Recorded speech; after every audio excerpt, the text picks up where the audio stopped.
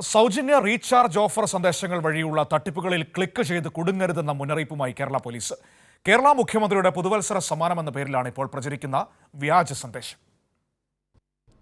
വാട്സപ്പോ email വഴിയോ വരുന്ന മെസ്സേജിൽ വരുന്ന ലിങ്കിൽ ക്ലിക്ക് ചെയ്താൽ സൗജന്യ റീചാർജ് ഓഫർ ലഭിക്കുമെന്ന സന്ദേശം ഇപ്പോൾ സോഷ്യൽ മീഡിയയിൽ വലിയ തോതിൽ പ്രചരിക്കുന്നുണ്ട്. എന്നാൽ ഇത് തട്ടിപ്പിന്റെ ഭാഗമാണെന്നും ഇത്തരത്തിലുള്ള വ്യാജ വാർത്തകൾ പ്രചരിപ്പിക്കരുതെന്നും കേരള പോലീസ് അറിയിച്ചു. കേരള മുഖ്യമന്ത്രിയുടെ പുതുവത്സര സമ്മാനം എന്ന പേരിലാണ് ഇപ്പോൾ പ്രചരിക്കുന്ന വ്യാജ സന്ദേശം.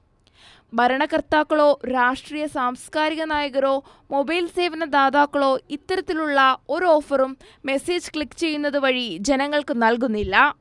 മൊബൈൽ പ്രൊവൈഡർമാരുടെ ഓഫറുകൾ സംബന്ധിച്ച് അതത് ഔദ്യോഗിക വെബ്സൈറ്റുകളിൽ പരിശോധിച്ചാൽ മനസ്സിലാക്കാം.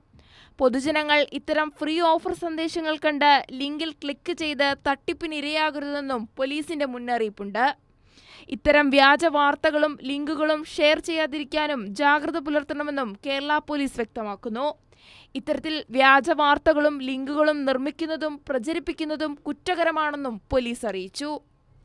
News desk Kairali news.